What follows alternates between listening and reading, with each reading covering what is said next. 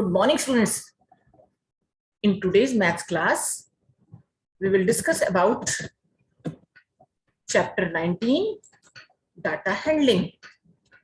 This is your book, class 5, new learning composite mathematics. And today we will discuss about certain definitions related to data handling. देखो बच्चों, actually data handling क्या है कि किसी भी data को एक रिफाइंड फॉर्म में दिखाना by different methods. Data, what is data? The collection of information in the form of numerical figure is called data. Suppose कीजिए आपकी क्लास में बहुत सारे बच्चे हैं. सपोज कीजिए आपकी क्लास में एक एग्जाम कंडक्ट हुआ जिसमें से 5 बच्चों ने 25 मार्क्स गेन किए, 4 बच्चों ने 20 मार्क्स गेन किए, 3 बच्चों ने 18 मार्क्स गेन किए. आपके पास एक डिफरेंट डाटा आ गया. तो ये जो न्यूमेरिकल फिगर है इसको हम कहते हैं data. Raw data means data obtained in the original form is called raw data. Suppose मैंने कहा अंशिका 12 मार्क्स, रक्षित 15 मार्क्स, आरव 25 मार्क्स, सार्थक 21 marks. This is a rough estimate, this is a rough data. ठीक है. और जब हम इसको एक ऑर्गेनाइज्ड फॉर्म में पूरा सेटअप करके लिखते हैं तो हम उसको डिफरेंट नेम्स देते हैं. जब हमारे पास डाटा एक रफ एस्टिमेट के फॉर्म में होता है, किसी के कितने मार्क्स, किसी के कितनी चीजें, किसी को कितनी चीजें हैंडओवर की, तो वो जो होता है डाटा उसको हम कहते हैं. जब हम ओरिजिनल फॉर्म में हमारे पास कोई चीज आती है उसको हम कहते हैं रॉ डाटा. और जब हम उसको एक प्रॉपर ऑर्गेनाइज्ड फॉर्म में उसको सेटअप कर लेते हैं, वो हमारे डिफरेंट मेथड्स हो सकते हैं. जैसे टेलीमार्क की फॉर्म में.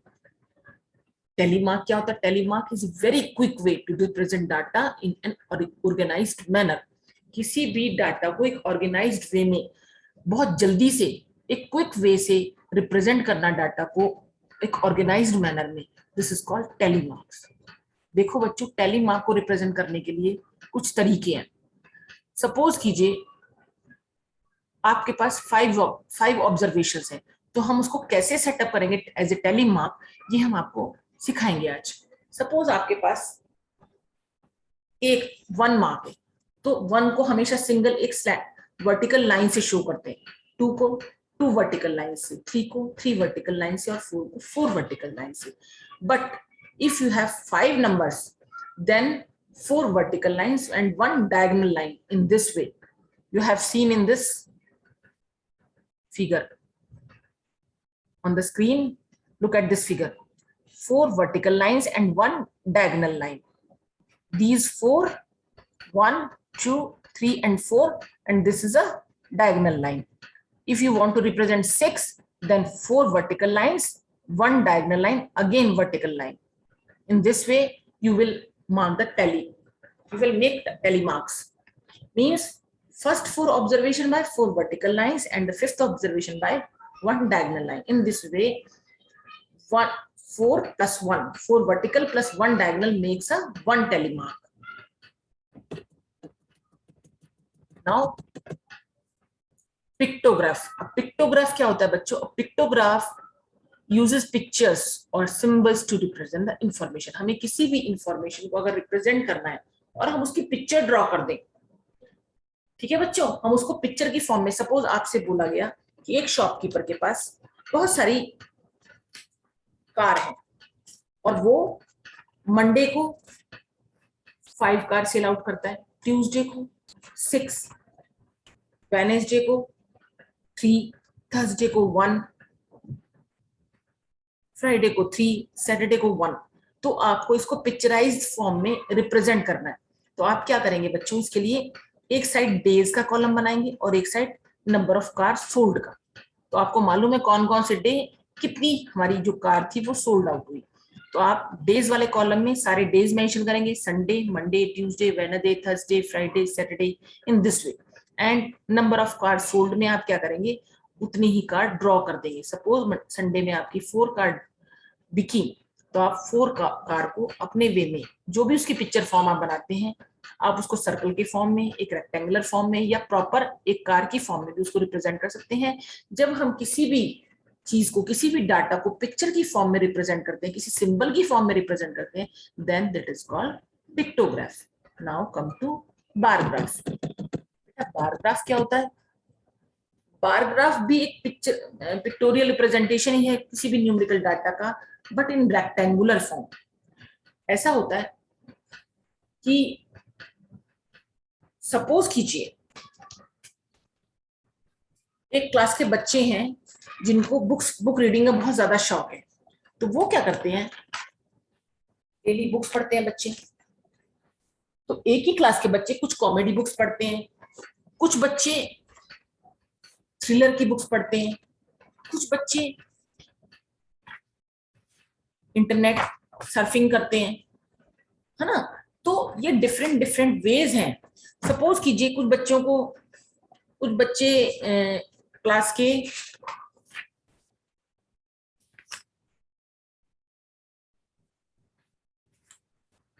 म्यूजिकल बुक्स पढ़ते हैं, कुछ साइंस फिक्शन पढ़ते हैं, और कुछ ड्रामा की, कुछ कॉमेडी की बुक्स पढ़ते हैं. तो हम क्या करेंगे, उसमें एक ग्राफ मेंटेन करेंगे, एक बार ग्राफ बनाएंगे जिसमें एक साइड में हम नंबर ऑफ स्टूडेंट्स लेंगे कि कितने बच्चों की लाइकिंग जो है वो किस बुक को पढ़ने की ज्यादा है, और दूसरा जो हॉरिजॉन्टल लाइन होगी उसमें हम क्या शो करेंगे, उसमें हम डिफरेंट डिफरेंट बुक्स मेंशन करेंगे. उसके बाद हम एक रेक्टेंगुलर शेप में उस ग्राफ को ऊपर लेके जाएंगे जिससे कि हम ये शो कर सकें कि कितने बच्चों को ड्रामा पढ़ना पसंद है, कितने बच्चों को कॉमेडी पढ़ना पसंद है, कितने बच्चों को म्यूजिकल पढ़ना पसंद है, कितने बच्चों को थ्रिलर, और कितने बच्चों को साइंस फिक्शन या डिफरेंट डिफरेंट टाइप्स की और भी बुक्स जो भी हैं जिनको ये बुक्स पढ़ना पसंद है. तो इसलिए इसको जब हम एक रेक्टेंगुलर फिगर की शेप पे रिप्रेजेंट करते हैं, ये भी पिक्टोरियल रिप्रेजेंटेशन है लेकिन इसको हम रेक्टेंगुलर शेप में प्रेजेंट करते हैं. This is called bar graph.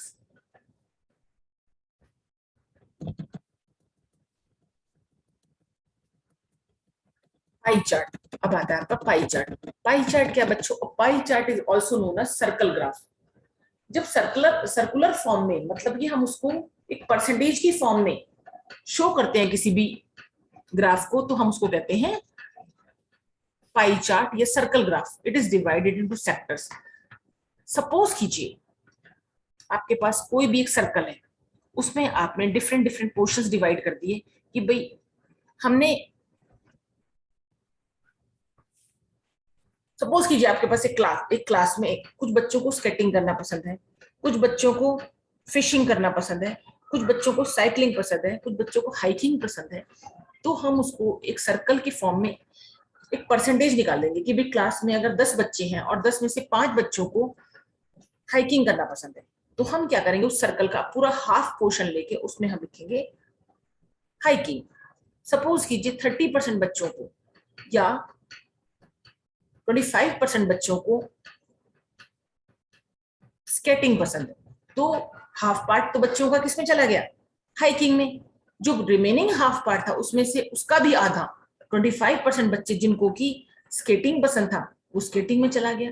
Remaining portion को हम फिर डिवाइड करेंगे, जो बचा हुआ 1/4 पार्ट है उसको फिर हम डिवाइड करेंगे कि कितने बच्चों को साइकिलिंग पसंद है, कितने परसेंट बच्चों को, और कितने बच्चों को फिशिंग पसंद है.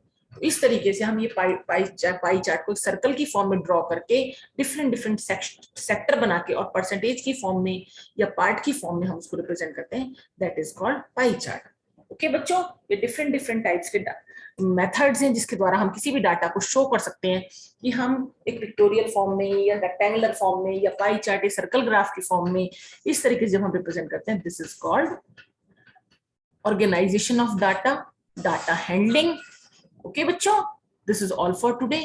Okay, bye beta, take care of yourself.